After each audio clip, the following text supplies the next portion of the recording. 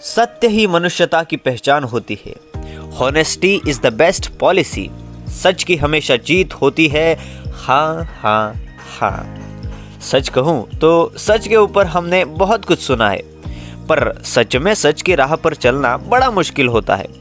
हम में से हर किसी ने कभी ना कभी झूठ तो बोला ही है कि नहीं?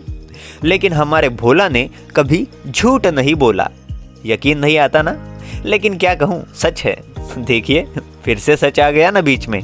तो बात यह है कि भोला जब 8 साल का था तब पहली बार उसके माँ ने उसे समझाया था कि झूठ नहीं बोलते, झूठ बोलना बुरी बात है, इससे भगवान नाराज हो जाते हैं। बस फिर क्या था, भोला ने अपने माँ की ये बात गांठ बांध ली, लेकिन उसे झूठ बोलने की कभी जरूरत भी नहीं पड़ी।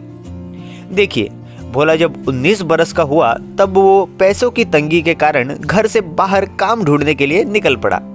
भोला को दूर के रिश्तेदार के पड़ोसी धनीराम के घर नौकरी भी मिल गई। अब आप सोच रहे होंगे, धनीराम कौन है? भाई, धनीराम अपने नाम के हिसाब से ही धन का भक्त था। Money money and only money, धनी ऑलवेज वांटेड मनी। धनीराम अपने इलाके की बेस्ट चाय बनाता था और साथ में समोसे, पकोड़े और कचौरियाँ भी रखता था। अच्छा खासा चलता फिरता होटल था धनीराम का। भाई, कहने को काम छोटा था लेकिन आमदनी बहुत थी। भोला जब धनीराम के पास काम करने आया तो बड़ी ही दिलचस्प बात हुआ ये कि धनीराम ने भोला को काम पे तो रख लिया, लेकिन उसका टेस्ट लेने के लिए अपने गले में थोड़े पैसे रख के उसे खुला छोड़ के चला गया। वो ये देखना चाहता था कि भोला ईमानदार है या नहीं। जब धनीराम लौट के आया तो गले से पैसे गायब थे। उसने फौरन भोला से पूछा, अरे गले के पैसे कहाँ गए? भोला ने कहा, जी मेरे जेब में। मेरे पैसे तेरी जेब में क्या कर रहे हैं? भोला ने कहा, जी कोई चुरा ले जाता तो? आप तो खुला छोड़ के चले गए थे ना। पहले तो धनीराम जोर से हंसा, फिर उसी पल धनीराम ने डिसाइड कर लिया कि भोला भरोसेमंद लड़का है। भोला वही दुकान में काम करने लगा और वही रहने भी लगा। उसकी सच्चाई और ईमानदारी धनीराम के बड़े काम आई। अपनी दुकान वो उसके भरोसे छोड़कर कहीं भी चला जाता था। भोला की सच्चाई कस्टमर्स को भी पसंद आती थी, लेकिन नुकसान भी होता था। पूछिए कैसे? भाई, भोला ठहरा सच का पुजारी। कोई कस्टमर पूछता कि भाई समोसे बासी है क्या? भोला सच बोल देता, हाँ जी वो कल बच गए थे इसलिए वही वाले हैं। उसके सच से कई बार धनीराम के कस्टमर्स लौट भी गए और पैसों का नुकसान भी हुआ, लेकिन फिर भी धनीराम ने भोला को काम से नहीं निकाला। शायद धनीराम उम्र के उस मोड़ पर आ गया था कि जहां इंसान को सच्चाई और ईमानदारी की अहमियत समझ आती है। धनीराम के जीवन में 2 ही दुख थे, उसके दोनों बेटे सुरेश और रमेश।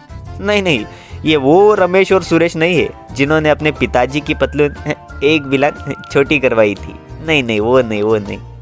धनीराम के बेटों ने उसकी पतलून छोटी नहीं लेकिन जेबें ढीली जरूर करवाई थी।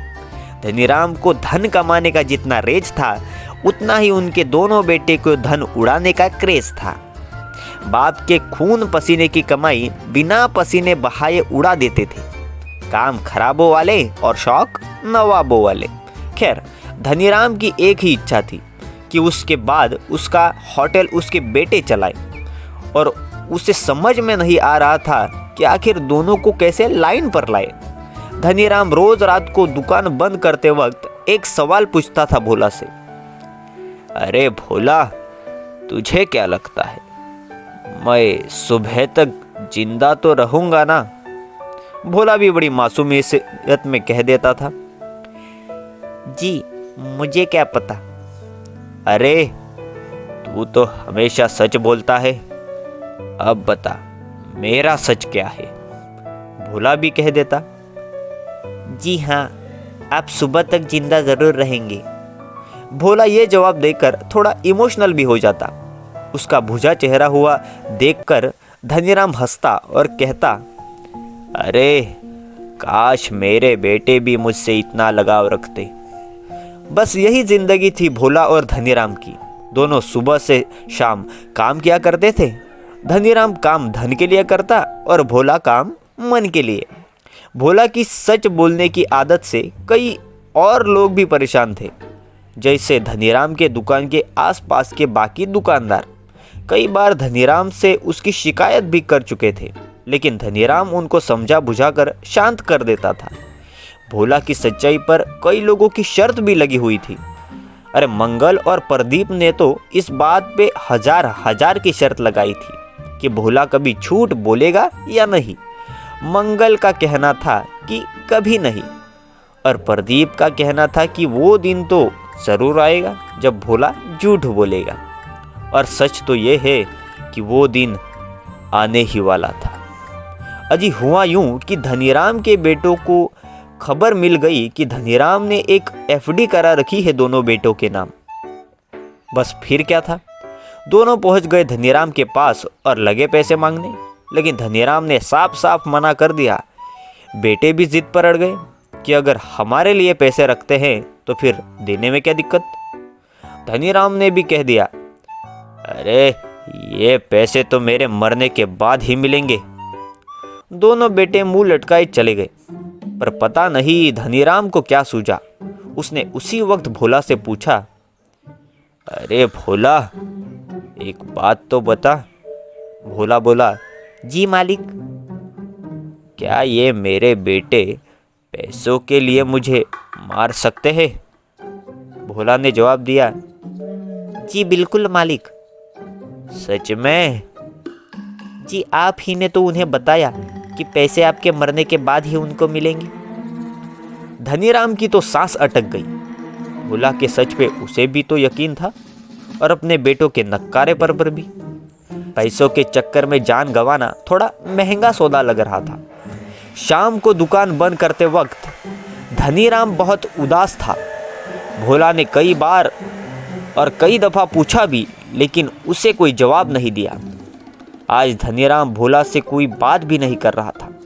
भोला को भी बेचैनी सी हो गई थी कि मालिक कब सुबह तक जिंदा वाला सवाल पूछेंगे। उसको भी इस डेली होने वाले सवाल की आदत पड़ चुकी थी। इसके बिना उसे नींद नहीं आने वाली थी।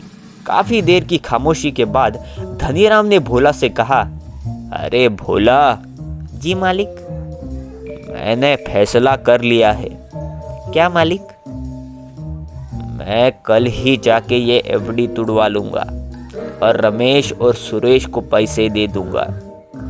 अच्छा है मालिक। ठीक है मालिक। चल जाके सो जाते हैं। सुबह भोला की आंख एक हंगामे से खुली। रमेश और सुरेश दरवाजे पे खड़े चिल्ला रहे थे। आस पड़ोस के लोग भी जमा हो गए थे। भोला को कुछ समझ में नहीं आ रहा था। उसने जब खाट पर लेटे हुए धनीराम को देखा तो वो भी बिल्कुल शांत पड़ा हुआ था। कोई हरकत नहीं, ना सांस चल रही थी और ना ही पेट फूल रहा था। धनीराम का स्वर्गवास हो गया था। भोला फूट फूट के रोने लगा। लेकिन धनीराम के असली बच्चों ने भोला के ऊपर पिताजी को मारने का इल्जाम लगा लिया था। पुलिस आई तो तहकीकात में पता चला कि हर दिन की तरह दुकान में दो ही लोग सोए थे, एक मृतक धनीराम और दूसरा भोला। हो ना हो भोला ने ही कुछ किया है। पुलिस भी डांट दपट कर भोला को थाने ले गई। तभी मंगल ने दरोगा जी से कहा कि पूछ लीजिए किसने मारा है, ये कभी झूठ नहीं बोलता। दरोगा इस बात पर हंसने लगा तो लोगों ने भी भोला की सच्चाई की कस्में खाई और आखिर दरोगा ने भोला से पूछ ही लिया, हाँ भाई किसने मारा धनीराम को? भोला ने जवाब दिया, जी इनके बेटों ने। ये बात बोली और भीड़ में हंगामा मच गया। रमेश और सुरेश भी सकपका गए। भोला के सच्चाई पर तो उनको भी ट्रस्ट था। मोहल्ले के लोग उन दोनों को शक की नज़र से देखने लगे। दरोगा ने मोमेंट संभालते हुए कहा कि पोस्टमार्टम करा लेते हैं, दूध का दूध और पानी का पानी हो जाएगा। भोला को उन्होंने फिलहाल के लिए छोड़ दिया। रमेश और सुरेश ने उसे धमकाते हुए दुकान से बाहर निकाल दिया। भोला को मंगल के घर शरण तो मिल गई, लेकिन सबको अब पोस्टमार्टम रिपोर्ट का इंतजार था। क्योंकि भोला के सच की अग्नि परीक्षा उसी से होने वाली थी। 2 दिन बाद धनीराम की पोस्टमार्टम रिपोर्ट आई तो पता चला कि भाई धनीराम की मौत तो हार्ट अटैक से हुई है, यानी कि नेचुरल डेथ। उसके दोनों बेटे बच गए और भोला भी। रमेश और सुरेश को सारी जायदाद मिल गई और वो एफडी में मिल गई। और प्रदीप, जिसने मंगल से शर्त लगाई थी कि एक ना एक दिन भोला झूठ जरूर बोलेगा, उसे मिल गए 1000 रुपए। सब यही सोच रहे थे कि भोला ने पहली बार झूठ बोला है, लेकिन भोला जानता था कि उसने इस बार भी सच ही कहा था।